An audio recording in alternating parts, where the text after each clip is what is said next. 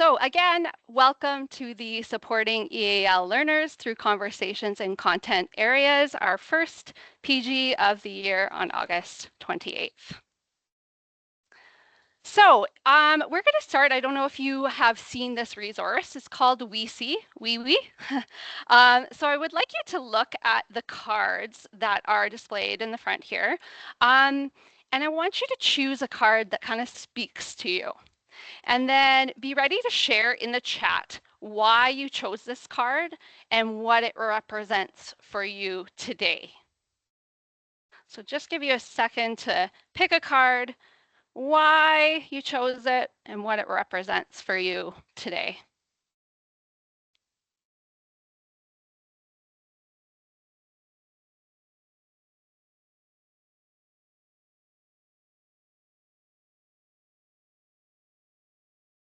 So here you can see I provided some sentence starters and a word bank to get you started.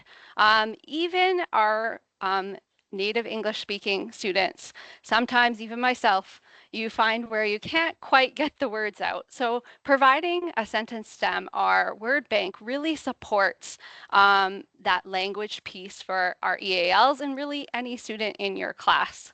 So for me, I chose the ice cream card because all I wanted to do this summer is go and have ice cream. I don't know if you followed the YYC Ice Cream Fest. I was determined to try all of them and thoroughly enjoyed that. So for me, my mind is still in the summer of enjoying those fantastic ice cream. So if you put yours into the chat, what you picked, I'm excited to see what you chose for today and how you're feeling today.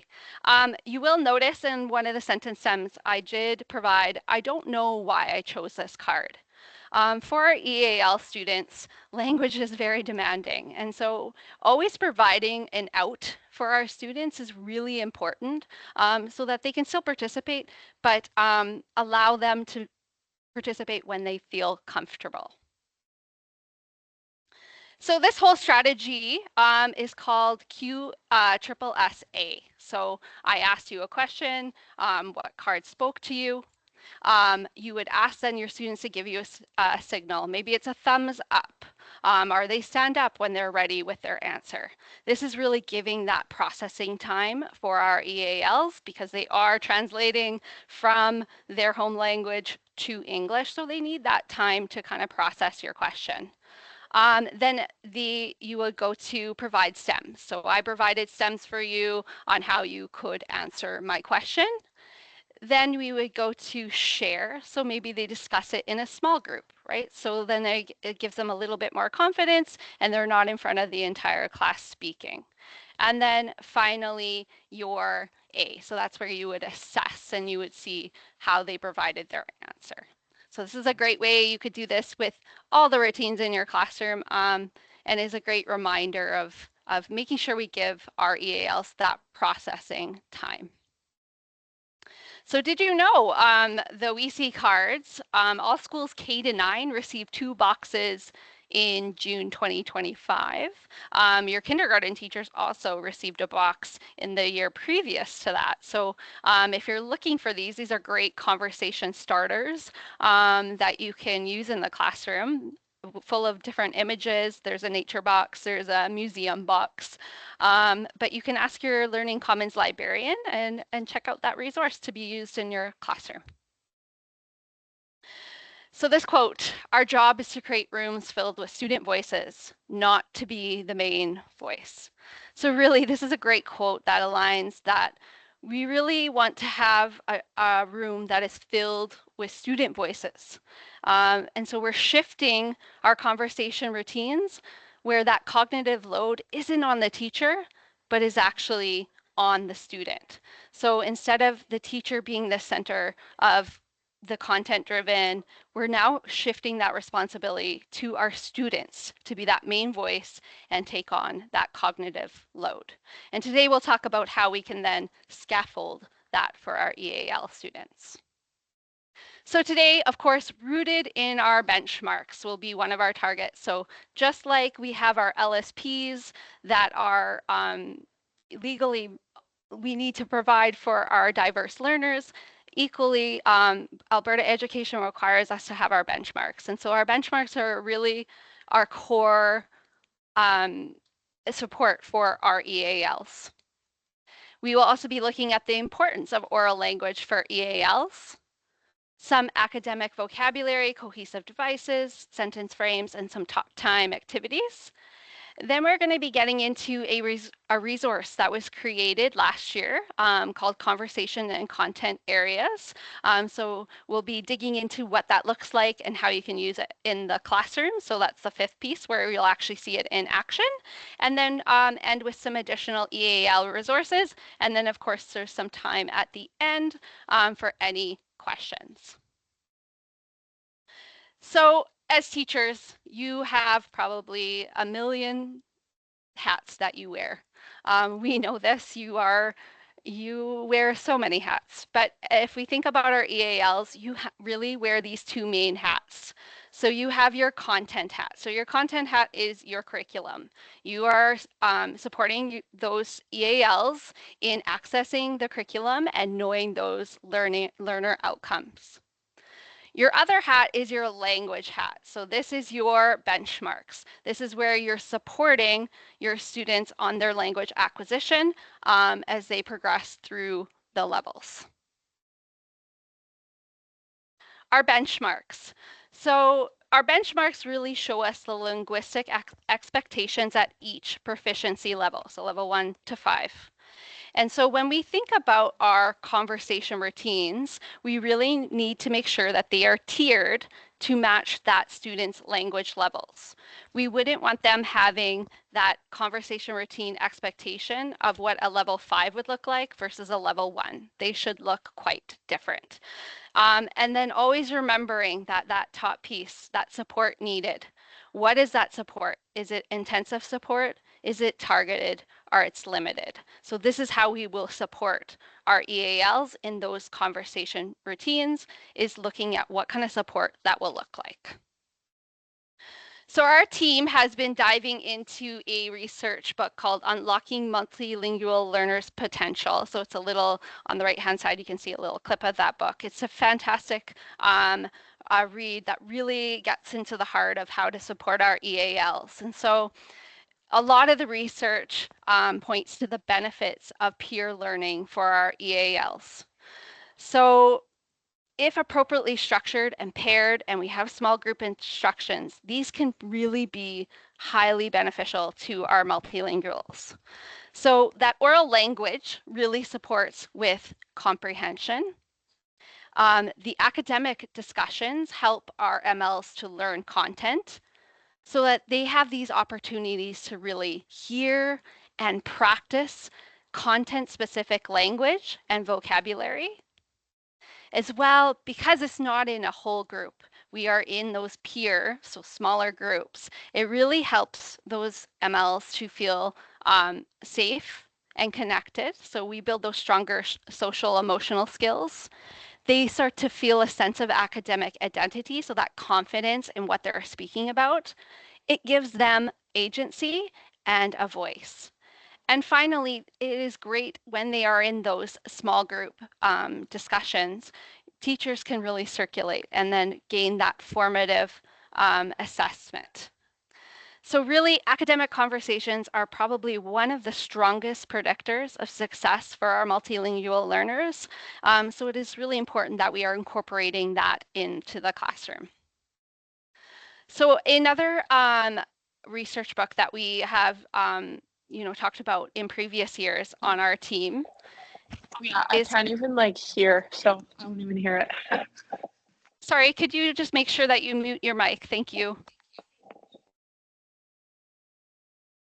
So another book that we have been looking at is called Talk, Read, Talk, Write, and it's by Nancy Motley. I believe it is available on Insignia if you want to take a look at it.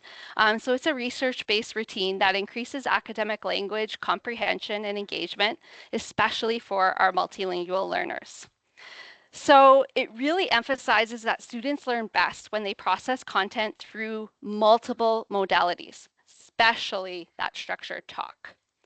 So Motley's research shows that when students talk before they are reading, they activate schema and they reduce their cognitive load and enter the text with more purpose. So for our EAL learners, this is essential because background knowledge and vocabulary gaps can otherwise block that comprehension. The second talk after reading is where academic language really grows. Students are rehearsing the vocabulary, they're testing ideas, they're clarifying misunderstandings, and co-constructing meaning. Motley found that this post-reading talk significantly increased their comprehension and retention because students verbalize the language structures they will later write. So that brings us to the final piece of writing. So this is the kind of the summary of all of their thinking and is not really an isolated task. So this is where we'll see students write with more accuracy, more vocabulary, and most importantly, more confidence because they've already processed the content through that talk, read, and talk again.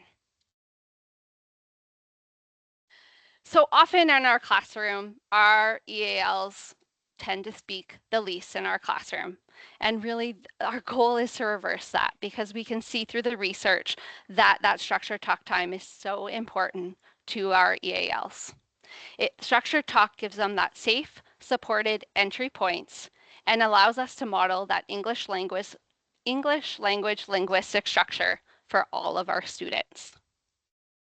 So why does this matter?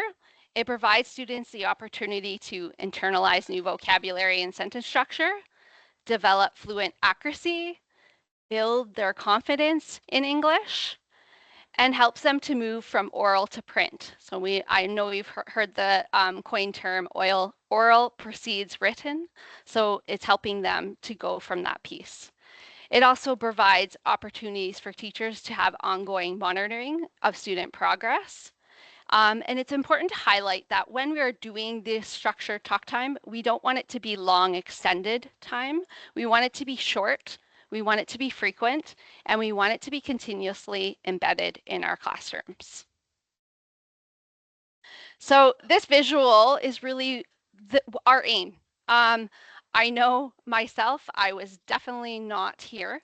I was definitely talking too much in my classroom. So our aim is really to have 30% of teacher talk, and then we want 70% of, again, student talk, but we want this to be structured talk time, not just students talking to each other. So some talk time tips. So I'm sure you've heard this many, many times. Model, model, model. So maybe as a group, as a whole class, we model what those discussions should look like. We talked about earlier giving lots of wait time, right? To process and translate back to English is really giving them that opportunity and time so that they can be part of the conversation. Provide lots of time to practice. Create routines and rules of what that engagement might look like in your classroom. Vary the size and composition of different groups. So support could take the form of providing sentence frames to steps to help support the use of targeted vocabulary, for example. Support academic language. So speaking and listening are the two ways that we engage with language the most, but using that academic language is learned for even our native English speakers. It really provides that support, that living tool that they can continuously reference as they maybe look at an academic word wall that they can use in their academic discourse. Incorporate vertical meetings away from desks and distractions. So have a space where they feel safe to have those discussions that may be away from any distractions.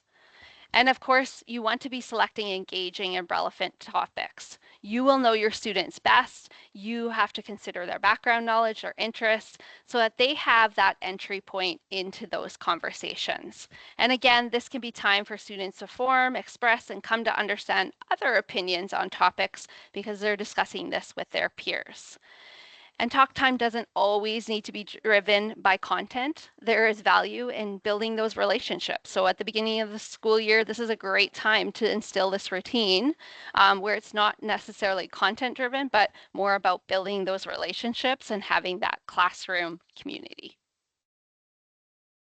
So we do have a lot of different talk time activities on our EAL course site.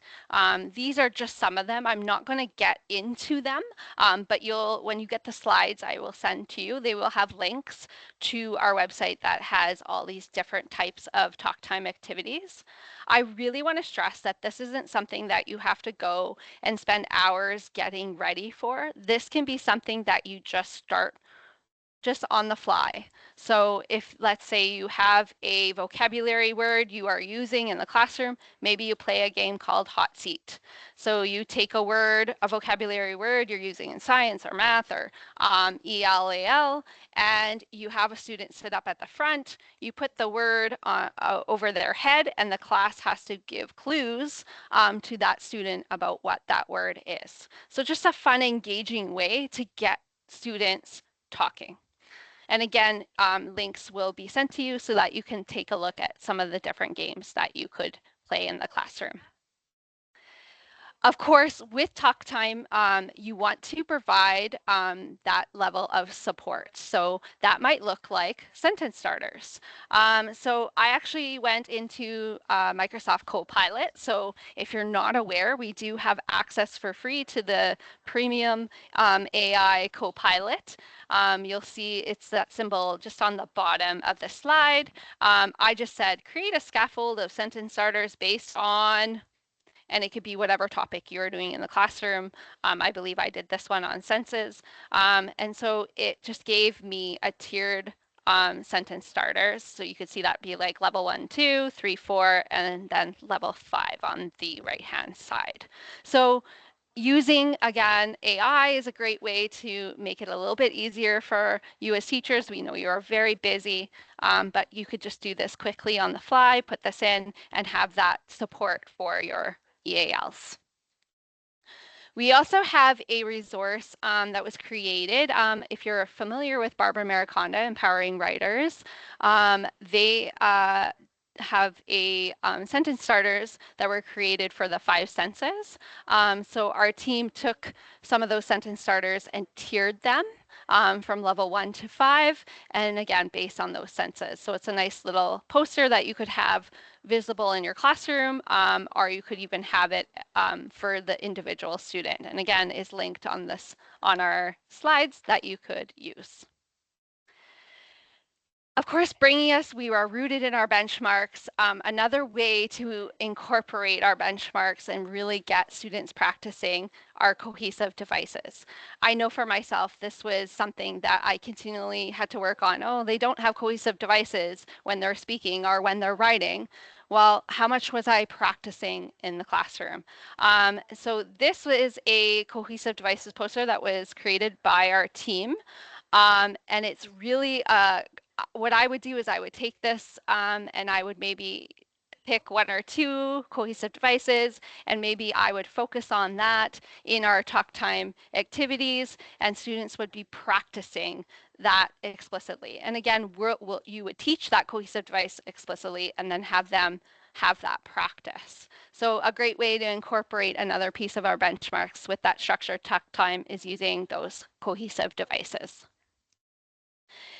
As you're thinking about your planning, there is a document that was created to support when you're thinking about, okay, I'm starting a unit or I am starting a specific math content.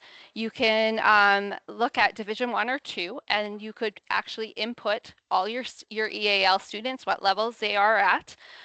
You could put in your tiered vocabulary, anything that maybe you need to activate for prior knowledge, and it will show you some of that comprehensible output. So what can I expect my level 1, 2 student to be able to do? So it's a great little planner as you're thinking about that structured talk time, maybe in a science or a math, you could input and have it kind of visible for you. So I talked about this a little bit, but tiered vocabulary. It is explicitly in our EAL curriculum. But if you are not aware, our tier 1 vocabulary is really that everyday language. So this is where your level 1s are really going to stay at the beginning because they're learning that conversational language. They're still going to be learning your science content, for example, but it might be a more general word. Our tier 2 are academic words. So those are the words that are found across the different subject areas. And this is really your bang for your buck. This is your high mileage words because these are the words used in all classes and contexts. So for example, evaluate, synthesize, draw our conclusion. I like to call them PAT words. Usually our students actually know what the answer is to the question, but they get stuck on that tier 2 word because they just not sure what that word means. So this is really where teachers need to focus their vocabulary instruction on, is that tier 2. Finally, I always say this is where teachers are absolute rock stars, is the tier 3. So those are your subject specific words.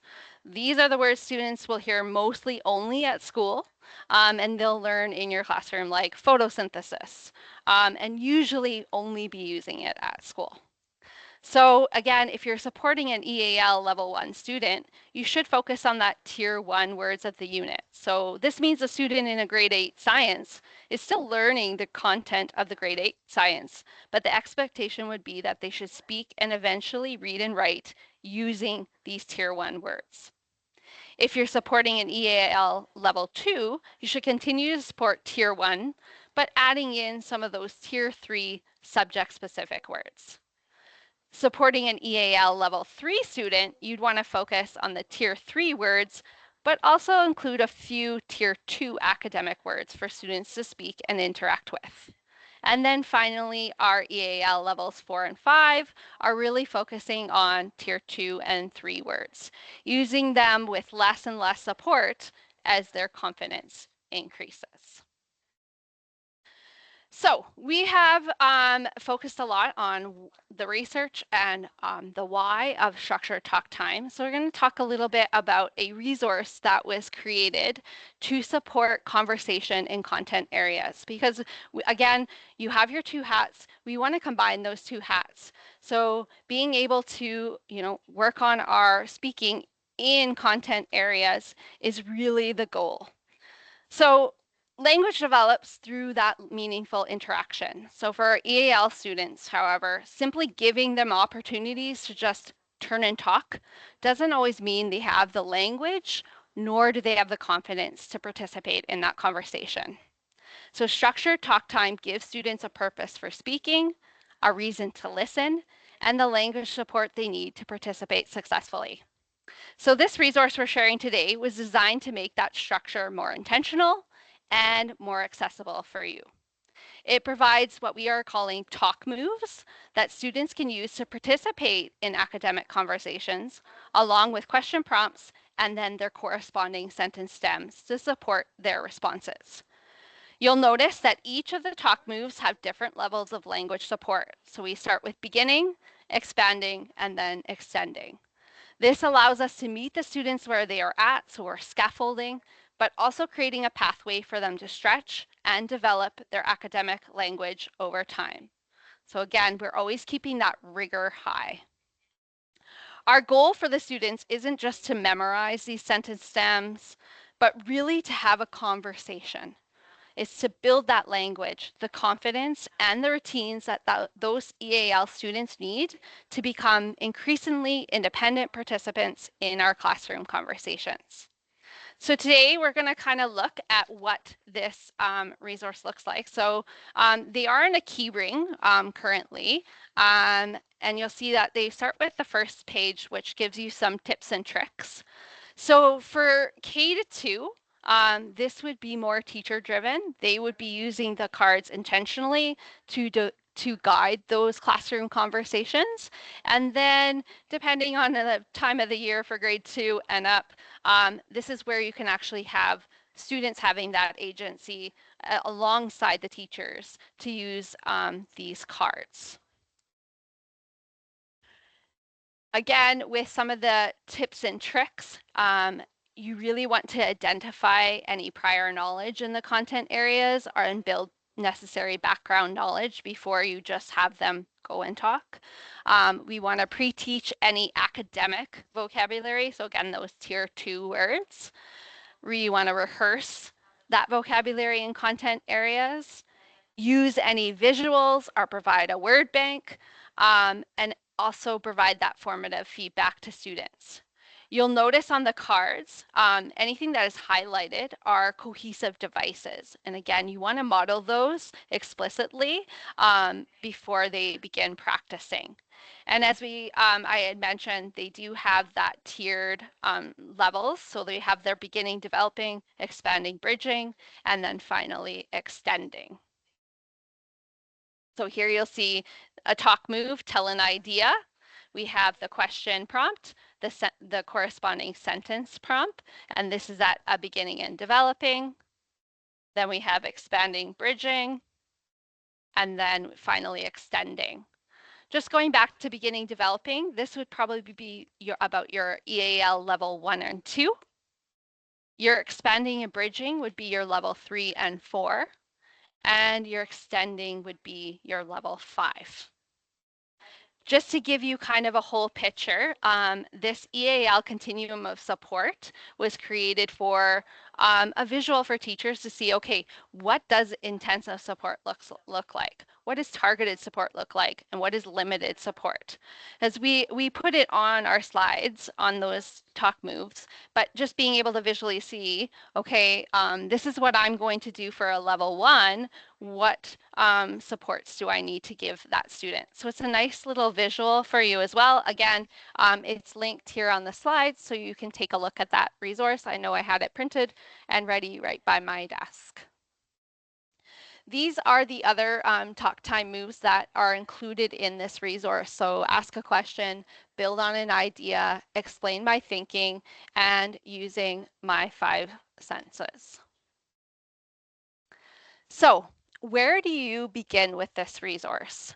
Just like any resource that any type of routine we do in the classroom, you want to think about teach, practice, and release.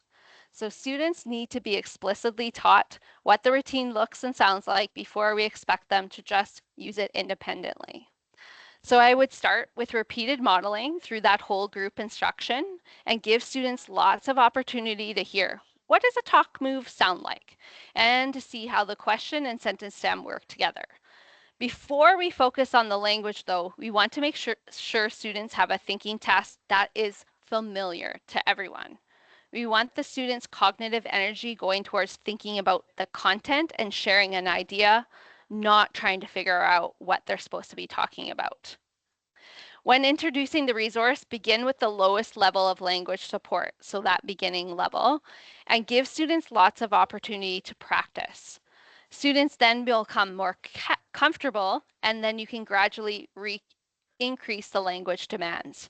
And as they are doing this, we want to celebrate that language, not just the response.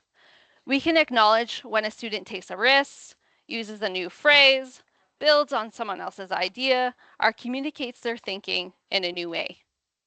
We also don't need to stop the conversation every time we hear an error. We really want to model more accurately that language just naturally when appropriate and allow us to support language development without interrupting the student's communication. Again, that's about building that confidence versus correcting every single error. And finally, we want to gradually release responsibility, moving from teacher modeling to practicing together to students using the routines more independently.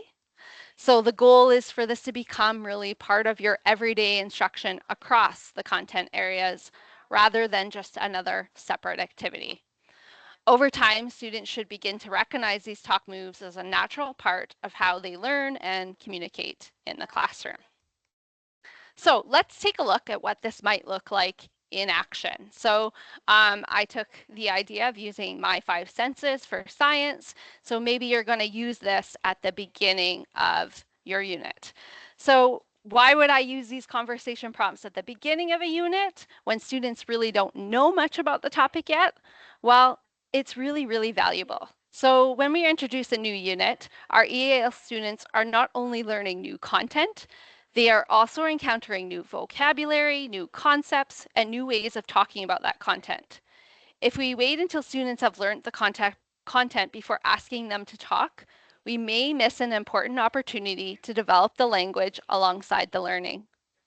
Using these prompts early gives students a safe and structured way to enter the conversation.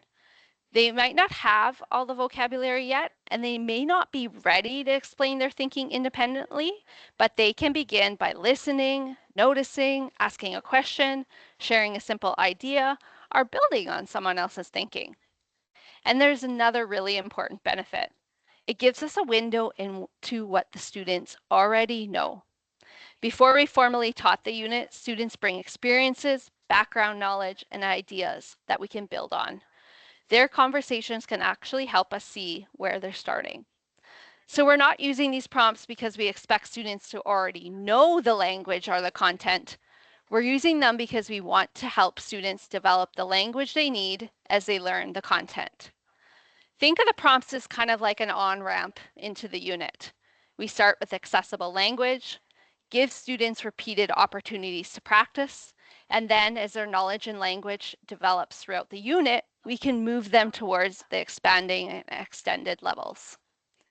The conversation, again, does not have to be perfect at the beginning. The goal is to get students talking, listening, and building language from day one. So for example, if I was using this in science, I might use one of the curricular connected literature that was given, that list for K to 6, that you could incorporate as kind of like that opening discussion about that science outcome that you are focusing on. So reading the story and then maybe focusing on one page in the book and using it as that kind of picture prompt for your students to get them asking questions.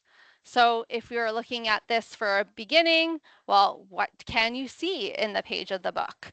And then the corresponding prompt for your answer is I see for beginning level. Expanding, maybe you say, what do you notice about how the structure looks?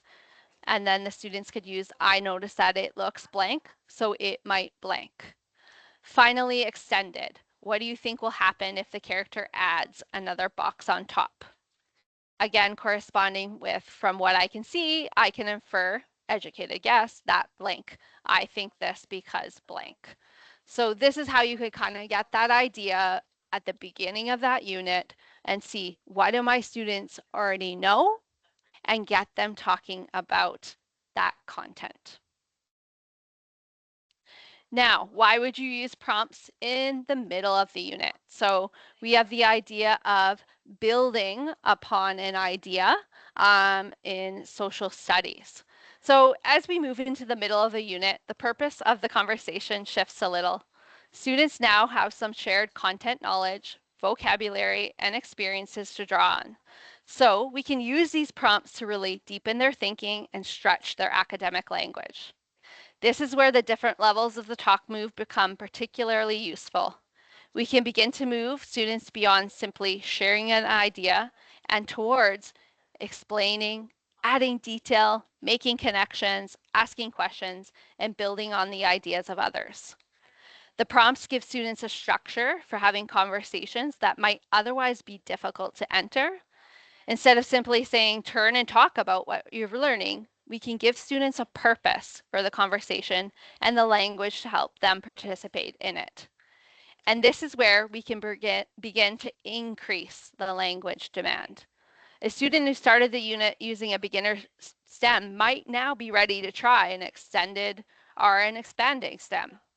We're not just giving students more language, we're using the language to help them do more with their thinking. The middle of the unit is also a great opportunity for that repeated rehearsal. Students can revisit the same talk moves with new content, which means the routine becomes more automatic while the thinking becomes more complex.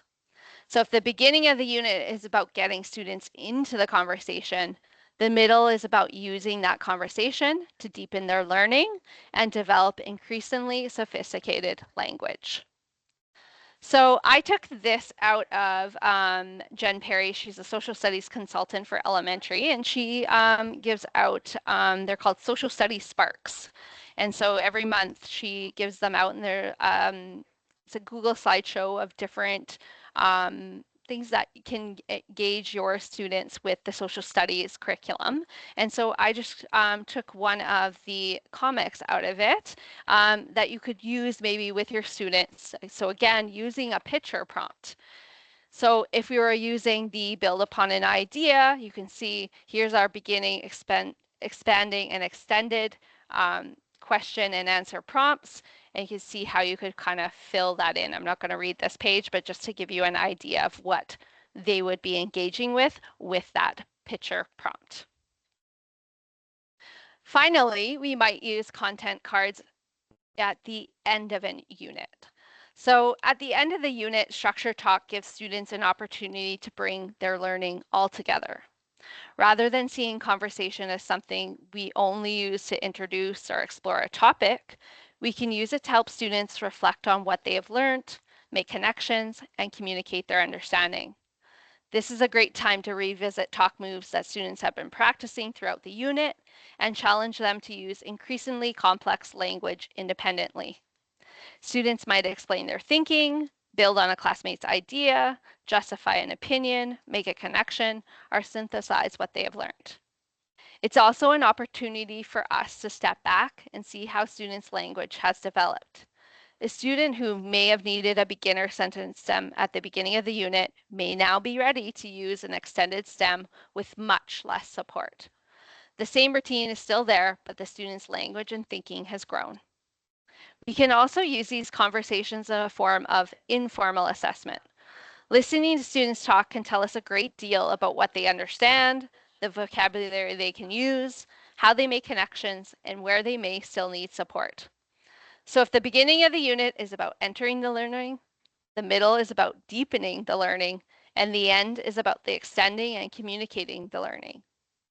The goal is that students are no longer just using the prompts because we've given them a sentence stem. They're beginning to choose language and talk moves purposely to communicate their thinking. So here is a math question that you might have at the end of the unit. You've been focusing on area.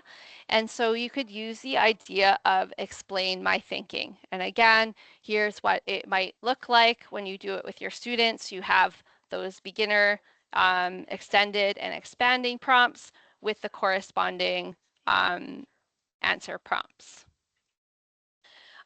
This resource, thinking of structured math talks, resource was created by our team last year. So again, linked here, but really support that elementary, secondary, getting students talking in your math class. So here I'm just going to end with some of our resources that are available for you. So if you are familiar with EPD, I know for myself as when I was a teacher, navigating EPD was giving me a headache. And so our team, we're linked on EPD.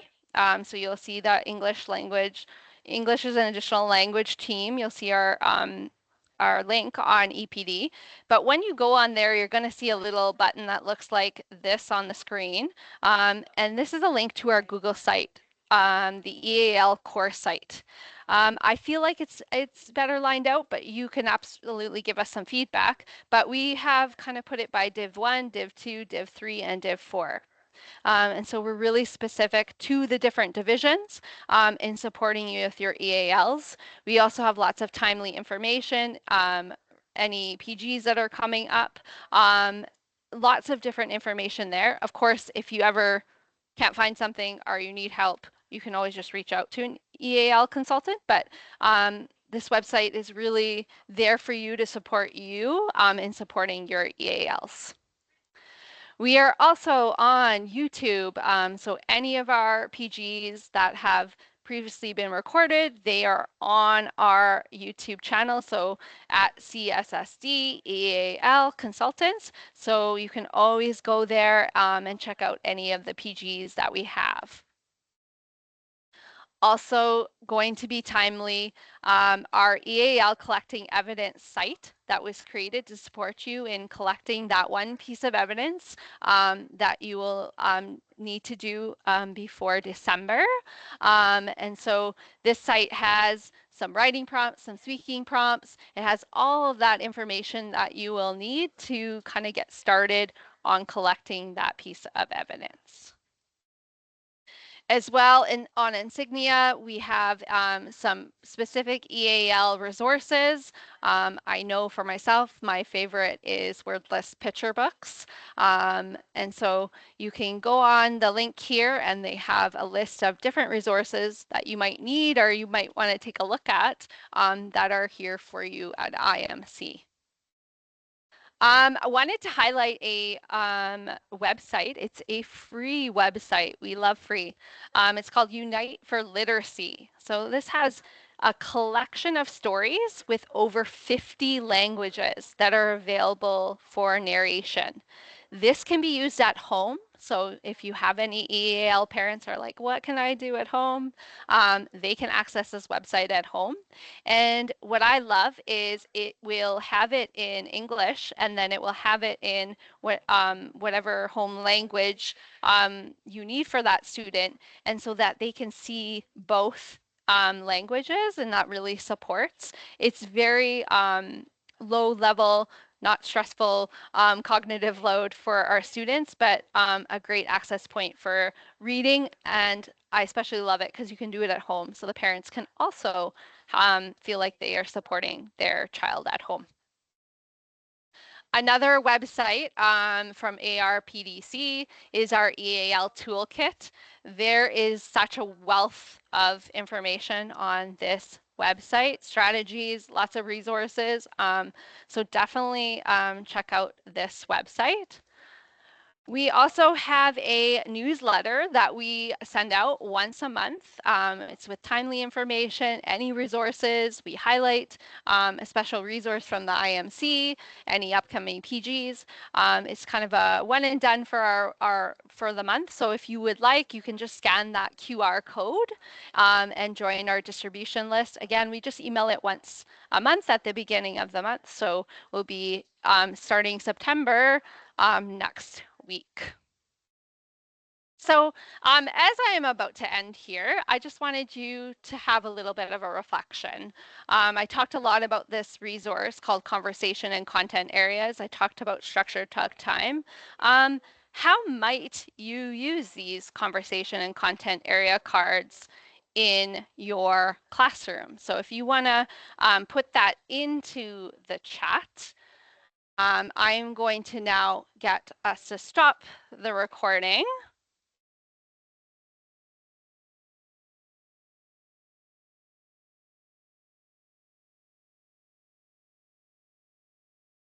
And then as you are answering that question, how might you use the conversation and content area cards in your classroom? We love your feedback. We actually take a look at every teacher who ever gives us feedback.